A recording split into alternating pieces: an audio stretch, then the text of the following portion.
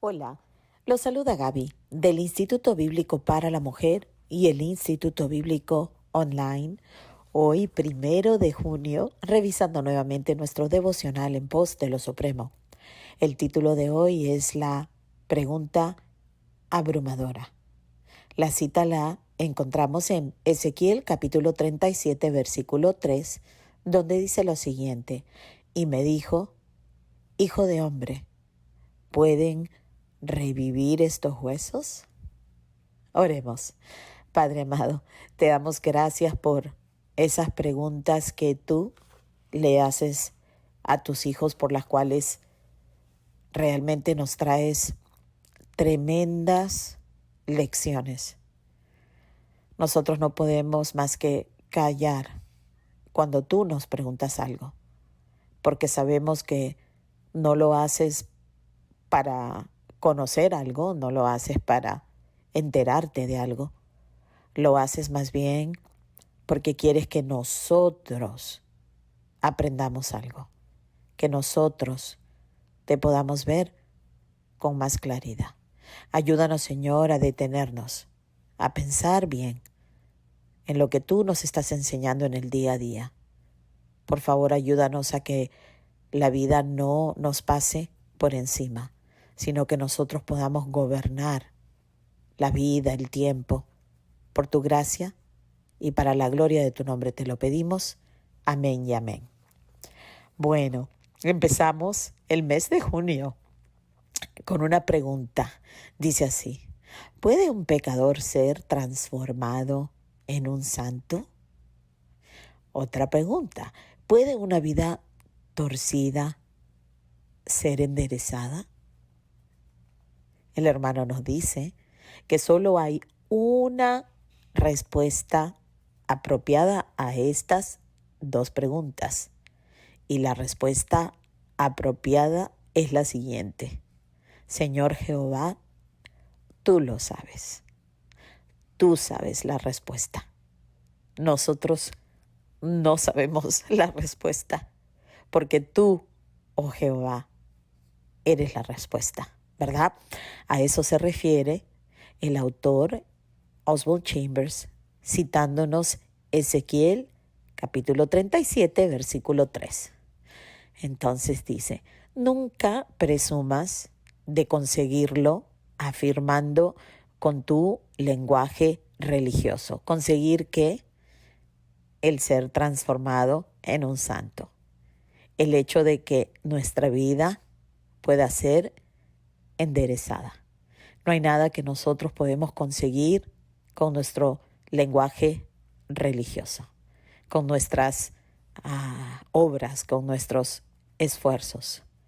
O el Señor nos endereza, o el Señor nos revive, o el Señor nos transforma, o simple y sencillamente no ocurrirá.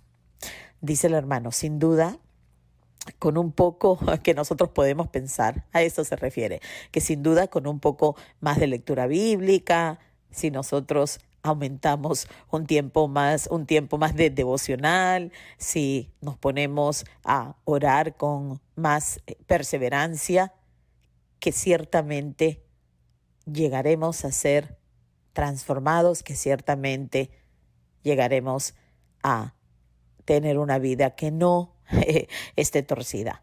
Ahora, nada de malo tienen estas disciplinas. Son medios de gracia para nosotros. El estudio bíblico, por ejemplo, el tiempo para una devoción separada, un tiempo de oración, todo eso es necesario. Digamos, todo eso son medios de gracia para nuestras vidas. Pero Dios es el único que a través de su gracia nos irá cambiando de gloria en gloria, como nos dice la palabra. Dice ahora el hermano, es mucho más fácil hacer algo que confiar en Dios.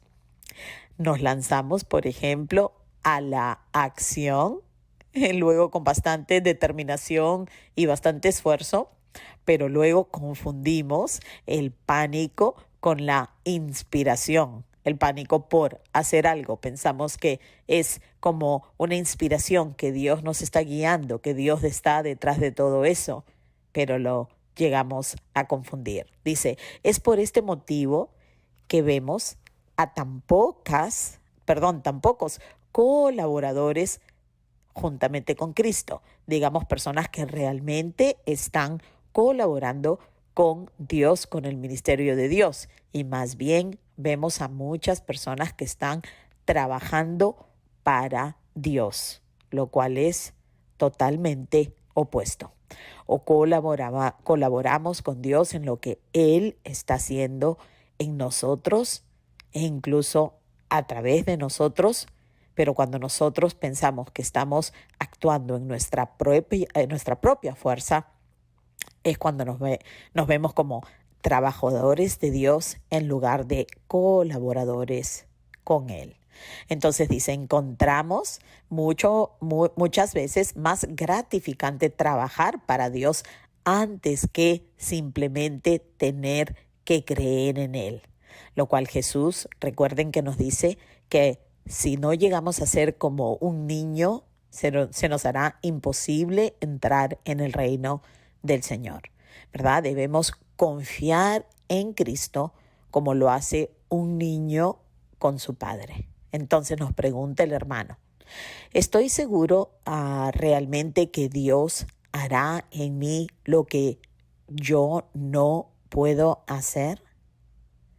Dice, el grado de desánimo que tengo en relación con lo que Dios puede hacer con otros, es decir, en la vida de otros, es consecuencia de no darme cuenta de que Dios haya hecho algo por mí y algo en mí. Cuando nosotros nos sentimos desanimados, viendo a otras personas y decimos, esto es imposible, nunca va a cambiar, dice aquí el hermano que ese desánimo está relacionado con el hecho de que nosotros pensamos que nuestros cambios están partiendo de nuestro propio esfuerzo y no le damos la gloria a Dios sabiendo que solo su gracia es lo que nos está llevando a la transformación. Yo creo que esto nos sucede a todos.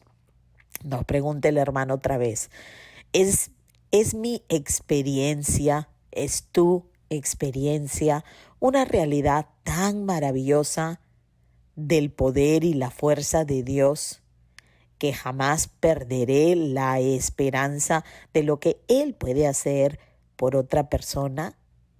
Aquí el hermano lo pone en forma de pregunta, pero va a lo mismo que hemos dicho. Que muchas veces nuestro desánimo y como que estamos tan desesperados porque quisiéramos ver cambios en otras personas y pensamos que los cambios que vemos en nosotros tienen la base de nuestro propio esfuerzo. Nos vuelve a preguntar aquí el hermano, ¿ha operado en mí alguna transformación espiritual la gracia de Dios? Entonces, dice la susceptibilidad y nivel de acción del pánico en nuestra vida guarda una relación directa con el nivel de carencia de experiencia espiritual. Bueno, esta puede ser la razón también por la cual entramos en este pánico, este desánimo de lo que no vemos en otra vida. Bueno, de pronto es porque nosotros también tenemos carencia de vivir esas experiencias espirituales. Entonces estamos juzgando que el poder de Dios no puede cambiar a otra persona porque no vemos el poder de Dios cambiándonos a nosotros mismos. Entonces, dice, he aquí que yo voy a abrir vuestros sepulcros, pueblo mío. Dice el versículo 12 del mismo capítulo, es decir, Ezequiel 37. Dice, cuando Dios quiere mostrarte lo que es la naturaleza humana separada de Él, te la mostrará en ti mismo. ¡Wow! No tenemos que mirar a nuestro alrededor. Cuando Dios quiere que mostrarnos de que es capaz el ser humano, Él va a permitir una circunstancia en nuestra propia vida para que veamos que ese ser humano está presente en nosotros mismos. Dice, si el Espíritu de Dios te ha dado alguna vez una visión de lo que eres, aparte de la gracia de Dios, y solo lo hará cuando su Espíritu esté obrando en nosotros. Entonces, dice el hermano, sabrás que en realidad no hay criminal en el mundo que llegue a ser tan perverso como tú mismo podrías serlo sin su gracia.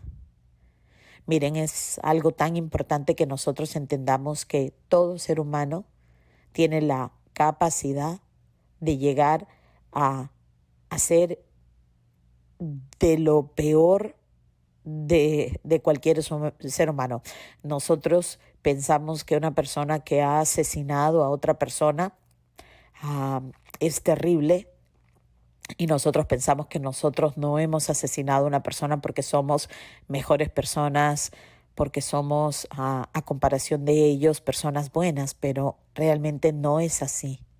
Lo que sucede es que ha habido suficiente gracia en nuestra vida que Dios nos ha guardado de asesinar a alguien, que Dios nos ha guardado a través de nuestras circunstancias, nuestra crianza, la sociedad, todo, donde naciste, todo ha sido gracia de Dios en tu vida, por lo cual no estás en la situación de otra persona a quien tú piensas que es tanto peor que tú.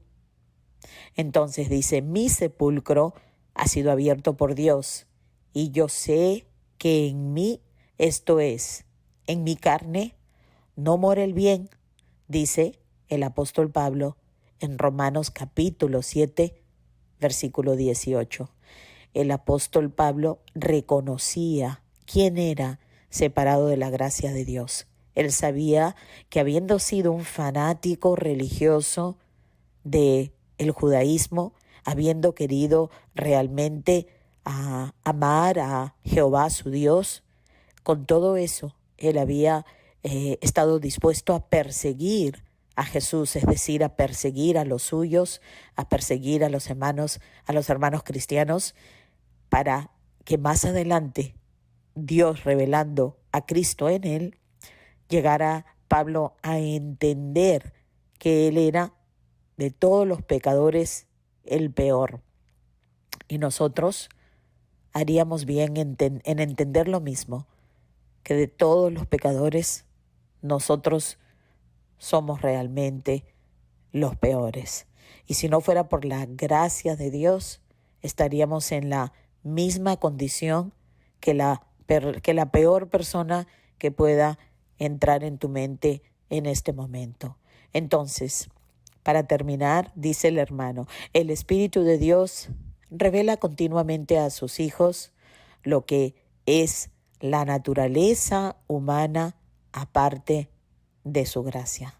Y aquí mismo nos dice el hermano esto para terminar, que nos quede claro que Dios es el único que puede detener la fuerza terrible de la pecaminosidad de un hombre natural, por la cual todos nos hemos hecho hacedores del justo juicio de Dios, por lo cual todos estamos terminando en la muerte, porque la paga del pecado es la muerte, pero la dádiva de Dios es vida eterna por medio de Jesucristo nuestro Señor, porque Jesucristo entró y vino al mundo para rescatar a los perdidos, para salvarnos de la ira de Dios que correctamente venía en dirección de nosotros por haber pecado, por haber traicionado a nuestro Creador.